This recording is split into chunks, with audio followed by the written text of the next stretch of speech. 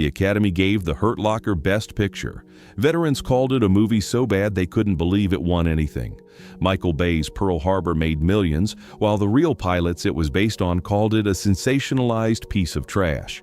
Even Spielberg's Saving Private Ryan had British soldiers furious about being erased from D-Day. These are the war movies that military experts absolutely hate. Let's start with The Hurt Locker. This one drops you right in the middle of Iraq with a team of bomb disposal guys just trying to survive. Not just the job, but their new team leader, Staff Sergeant William James. The last leader got killed. The new guy is unpredictable, and nobody's too sure if they're all going to make it out alive. On paper, this movie had everything. Catherine Bigelow directing, first woman to ever win Best Picture. Film to look gritty and real, actors really going for it. Hollywood ate it up. But actual vets had a completely different reaction. You had combat veterans like Troy Stewart who said, "I consider this movie a complete sign of disrespect, not just to his soldiers but to everyone who served, especially those in EOD." And he's not alone. Iraq vet Kate Hoyt wrote a whole piece for the Huffington Post, laying out mistake after mistake: wrong uniforms, soldiers just yelling across the street instead of using radios, and basically nothing about it that felt like the real thing.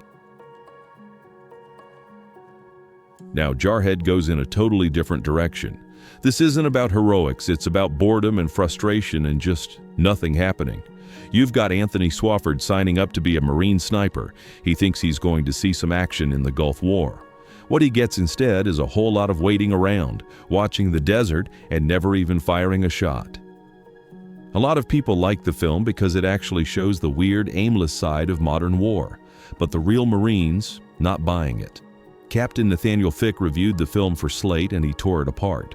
Wild off-duty antics nobody could get away with, training that looked like a death trap, and probably the biggest thing, the idea that Marines would point a loaded weapon at each other and just move on. In real life, you're in jail if you do that. Fick didn't hold back. He called out Swofford's whole memoir and by extension the movie for blaming everyone else and refusing to take any responsibility. He said, "Swofford struck me as an axe grinder who blamed the Corps for his own failures." So there's that. Green Zone tried to be the truth movie about the hunt for WMDs in Iraq.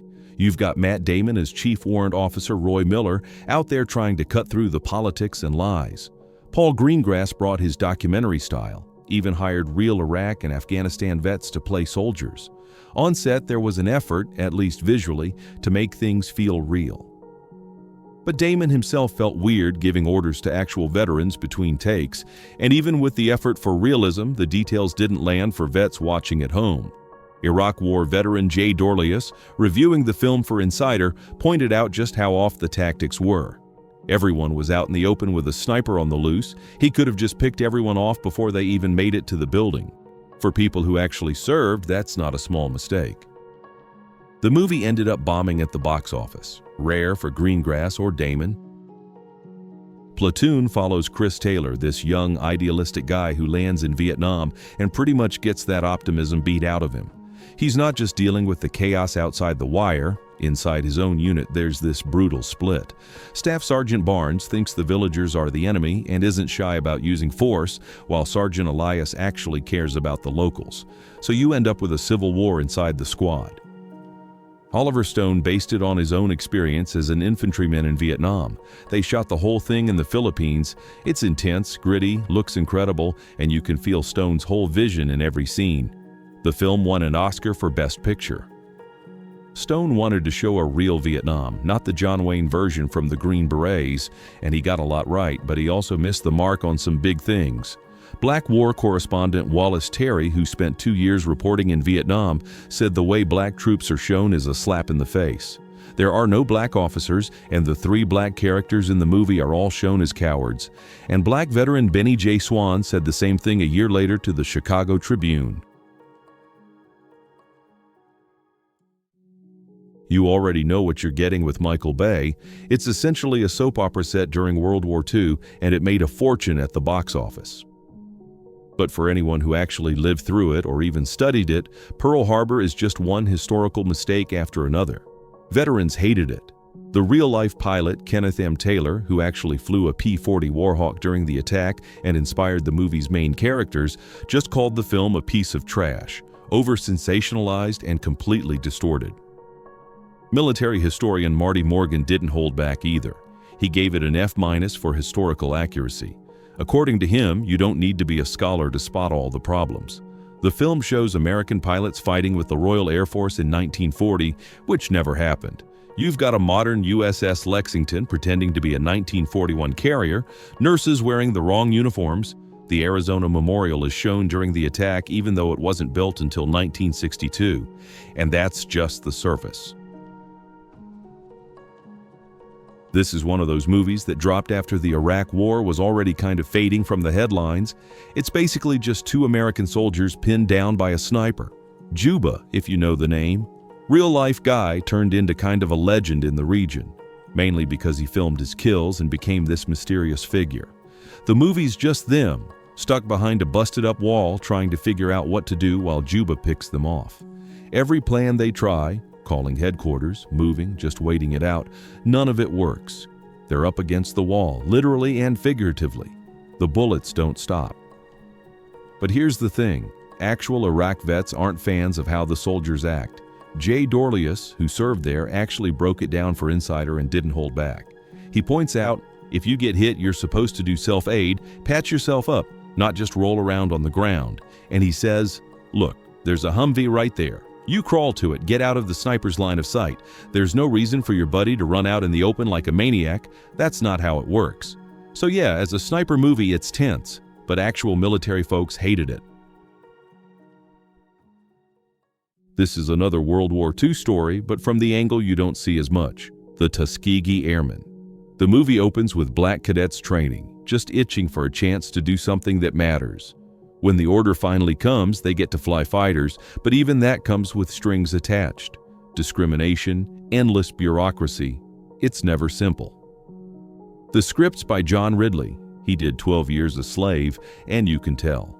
Performances are strong, with David Oyelowo and Michael B. Jordan standing out, and the 1940s vibe feels legit. But when you dig into the history, things get messy. Some of the real Tuskegee Airmen, like Colonel Charles McGee and Colonel Harold Brown, actually did a whole webinar series on what the movie got wrong.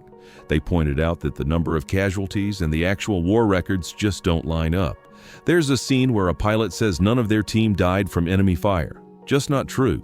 So the movie's got the spirit, but if you care about the facts, it's not all there.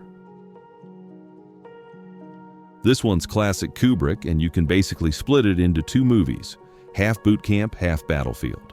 You get this young guy, J.T. Davis, heading into basic training where he meets Gunnery Sergeant Hartman, probably one of the most intense drill instructors ever put on screen, and Gomer Pyle, who, let's be honest, isn't exactly soldier material. There's no denying the movie's impact. That scene with the Vietnamese girl sniper is still one of the all-time sniper scenes in film. But if you ask people who know the history, there are problems. Bill Allison, a military history professor, pointed out that the Marines make some really questionable decisions, like charging straight into an area they already pre-sighted, which is not how it's done.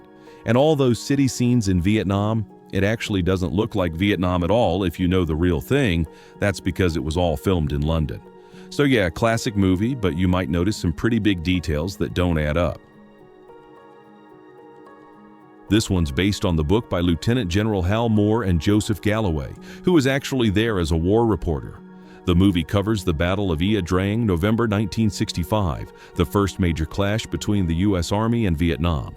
This was also the first time helicopters really got used on this scale for air assault, and they even brought in B-52 bombers. So it's a big deal, both for military history and how war changed from that point. Most Hollywood Vietnam movies tend to pick a side, you know, but not here. This film actually gives you the good and the bad from both sides. It doesn't sugarcoat anything. The fighting is messy. They don't shy away from showing how ugly that battlefield was. But even with all that, there are still some issues if you're a stickler for the details. Like, for example, military historian Bill Allison points out that the movie shows the People's Army of Vietnam using tunnel networks in their battle tactics. Thing is, that was more of a Viet Cong move, not the regular North Vietnamese army. Spielberg's movie is probably the main reason everybody got obsessed with World War II again in the late 90s. You've got Tom Hanks as Captain Miller leading his team through Normandy, trying to find Private Ryan and send him home after all his brothers are killed in combat. Let's be honest, the opening and closing battle scenes alone are enough to make you sit up and pay attention. The Department of Veterans Affairs actually set up a hotline because the film triggered PTSD for a lot of veterans. And even with all the awards, well, except for Best Picture, but don't get me started on that one, the movie's not perfect. Here's the thing a lot of people missed. British veterans were not happy. According to the BBC, they felt like the film made it look like the Americans did everything on D-Day, which just isn't true. There's a quote from Ron Massingham, a former Royal Navy guy, and he put it plain. "I was disappointed to see British craft weren't portrayed when in fact British craft took the very first of the assault crews in. It was all U.S. crew that was portrayed." Spielberg, for his part, said he just wanted to stick to the story he was telling, that at that particular time and place there weren't British ground forces in that scene. So he stands by it, but yeah, a lot of UK vets hated to be left out.